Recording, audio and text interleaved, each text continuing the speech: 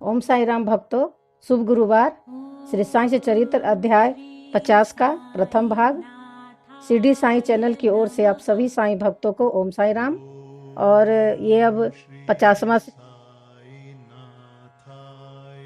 होने वाला है पारायण। तो आप लोग का सहयोग से जो हमने ये पारायण किया उसके लिए बहुत बहुत धन्यवाद। तो चलिए अब हम अध्याय शुरू करते हैं। पहला है काका साहेब दीक्षित, दूसरा है श्री टेवे स्वामी, तीसरा है बालाराम धुरंधर की कथाएं। मूल सचरित्र के अध्याय 39 और 40 को हमने एक साथ सम्मिलित कर लिखा है, क्योंकि इन दोनों अध्यायों का विषय प्राय एक सा ही है। अब सचरित्र का अध्याय 51 यहाँ 50वें अध्याय के रूप में लिखा जा रहा है। इस अध्याय में पहला काका साहेब दीक्षित, दूसरा श्री टेवे स्वामी और तीसरा बालाराम धुरंधर की कथाएं हैं। प्रस्तावना। उन श्री साईं महाराज की जय हो जो भक्तों के जीवनाधार एवं सदगुरु हैं। वे गीता धर्म का उपदेश देकर हमें शक्ति प्रदान कर रहे हैं। हे साईं, कृपा दृष्टि से देखकर हमें आशीष दो। जैसे मलयगिरी में होने वाला चंदन वृक्ष समस्त तापों का हरण कर लेता है, अथवा जिस प्रकार बादल जल वृष्टि कर लोगों को शीतलता और आनंद पहुंचाते हैं, यहाँ वैसे जैसे बसंत में खिले फूल ईश्वर पूजन के काम आते हैं, इसी प्रकार श्री साईं बाबा की कथाएं पाठकों तथा श्रोताओं को धैर्य एवं सांत्वना देती है। जो कथा कहते हैं या श्रवण करते हैं वे दोनों ही धन्य हैं, क्योंकि उनके कहने से मुख तथा श्रवण से कान पवित्र हो जाते हैं। यह तो सर्वमान्य है कि चाहे हम सैकड़ों प्रकार की साधनाएं क्यों न करें, जब तक सदगुरु की कृपा नहीं होती तब तक हमें अपने आध्यात्मिक ध्येय की प्राप्ति नहीं हो सकती। इसीलिए विषय में यह निम्नलिखित कथा सुनिए। काका साहेब दीक्षित 1864-1926। श्री हरि सीताराम उपनाम काका साहेब दीक्षित सन 1864 में बड़नगर के नागर ब्राह्मण कुल में खंडवा में पैदा हुए थे। उनकी प्राथमिक शिक्षा खंडवा और हिंगन घाट में हुई। माध्यमिक शिक्षा नागपुर में उच्च श्रेणी में प्राप्त करने के बाद उन्होंने पहले विल्सन तथा बाद में एल्फिस्टन कॉलेज में अध्ययन किया। सन 1883 में उन्होंने विधि स्नातक LLB और कानूनी सलाहकार सॉलिसिटर की परीक्षाएं उत्तीर्ण की और फिर वे सरकारी सॉलिसिटर फर्म मेमर्स लिटिल एंड कंपनी में कार्य करने लगे। इसके पश्चात उन्होंने अपनी एक सॉलिसिटर फर्म शुरू कर दी। सन 1909 के पहले तो बाबा की कीर्ति उनके कानों तक नहीं पहुंची थी, परंतु इसके पश्चात वे शीघ्र ही बाबा के परम भक्त बन गए। जब वे लोनावाला में निवास कर रहे थे तो उनकी अचानक भेंट अपने पुराने मित्र नाना साहेब चांदोरकर से हुई। दोनों ही इधर उधर की चर्चाओं में समय बिताते थे। काका साहेब ने उन्हें बतलाया कि जब वे लंदन में थे तो रेलगाड़ी पर चढ़ते समय कैसे उनका पैर फिसला और तथा कैसे उनमें चोट आई, इसका पूर्ण विवरण सुनाया।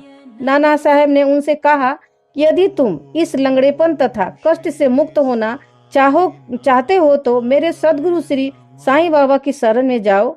उन्होंने बाबा का पूरा पता बतलाकर उनके कथन को दोहराया कि मैं अपने भक्त को 7 समुद्रों के पार से भी उसी प्रकार खींच लूंगा जिस प्रकार की एक चिड़िया को जिसका पैर रस्सी से बंधा हो खींचकर अपने पास लाया जाता है।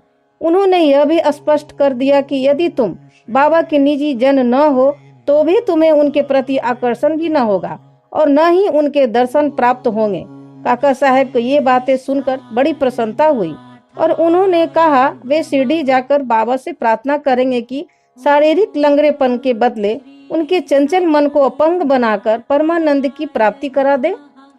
कुछ दिनों के पश्चात ही बम्बई विधानसभा के चुनाव में मत प्राप्त करने के संबंध में काका साहेब दीक्षित अहमदनगर गए और सरदार काका साहेब मिरिरकर के यहाँ ठहरे।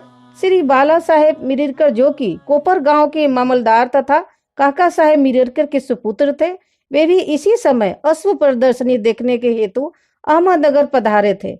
चुनाव का कार्य समाप्त होने के पश्चात काका साहेब दीक्षित शिरडी जाना चाहते थे। यहाँ पिता और पुत्र दोनों ही घर में विचार कर रहे थे कि काका साहेब के साथ भेजने के लिए कौन सा व्यक्ति उपयुक्त होगा, और दूसरी ओर बाबा अलग ही ढंग से उन्हें अपने पास बुलाने का प्रबंध कर रहे थे।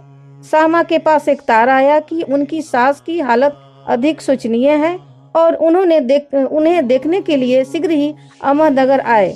बाबा से अनुमति प्राप्त कर सामा ने वहां जाकर अपनी सास को देखा, जिसकी स्थिति में अब पर्याप्त सुधार हो चुका था। प्रदर्शनी को जाते समय नाना साहेब पानसे तथा अप्पा साहेब गद्रे की दृष्टि अचानक सामा पर पड़ी। उन्होंने सामा से मिरिरकर के घर जाकर काका साहेब दीक्षित से भेंट करने तथा उन्हें अपने साथ सीडी ले जाने को कहा। उन्होंने सामा के आवागमन की सूचना काका साहेब दीक्षित और मिरिरकर को भी दे दी। संध्या समय सामा मिरिरकर के घर आए। मिरिरकर ने उनका काका साहेब दीक्षित से परिचय करा दिया और फिर ऐसा निश्चित हुआ कि काका साहेब दीक्षित उनके साथ रात 10 बजे वाली गाड़ी से कोपर गांव को रवाना हो जाएं। इस निश्चय के बाद ही एक विचित्र घटना घटी। बाला साहेब मिरिरकर ने बाबा के एक बड़े चित्र पर से पर्दा हटाकर काका साहेब दीक्षित को उनके दर्शन कराएं तो उन्हें यह देखकर आश्चर्य हुआ कि जिनके दर्शनार्थ मैं सीढ़ी जाने वाला हूँ वे ही इस चित्र रूप में मेरे स्वागत हेतु यहाँ विराजमान हैं। तब अत्यंत द्रवित होकर वे बाबा की वंदना करने लगे। यह चित्र मेघा का था और कांच लगवाने के लिए मिरिरकर के पास आया था।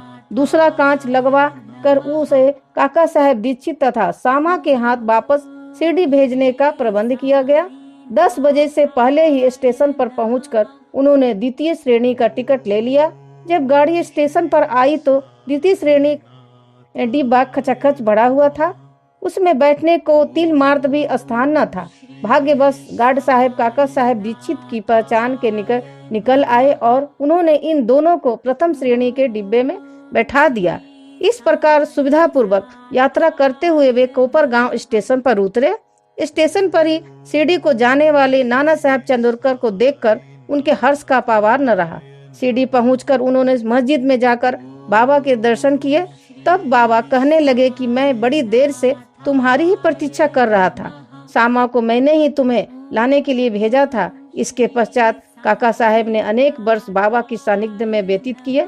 उन्होंने शिरडी में एक बड़ा दीक्षित बाड़ा बनवाया जो उनका प्राय अस्थायी घर हो गया। उन्हें बाबा से जो अनुभव प्राप्त हुए थे वे सब स्थान भाव के कारण यहाँ नहीं दिए जा रहे हैं। पाठकों से प्रार्थना है कि वे श्री साईं बाबा की लीला पत्रिका के विशेषांक काका साहेब दीक्षित भाग 12 के अंक 6-9 तक देखें। उनके केवल 1-2 अनुभव लिखकर हम यह कथा समाप्त करेंगे। बाबा ने उन्हें आश्वासन दिया था कि अंत समय आने पर बाबा उन्हें विमान में ले जाएंगे, जो सत्य निकला। तारीख 5 जुलाई सन 1926 को वे हिमांश पर्वत के साथ रेल से यात्रा कर रहे थे। दोनों में साईं बाबा की विषय में बातें हो रही थी। वे श्री साईं बाबा के ध्यान में अधिक तत्लीन हो गए। तभी अचानक उनकी गर्दन हिमांश पर्वत के कंधे से जा लगी और उन्होंने बिना किसी कष्ट या घबराहट के अपनी अंतिम सांस छोड़ दी। बोलो श्री सद्गुरु साईनाथ महाराज की जय। अब इसका अंक हम अगले अध्याय में पढ़ेंगे। ओम साई राम, जो कि अब लास्ट ही होगा। ओम साई राम।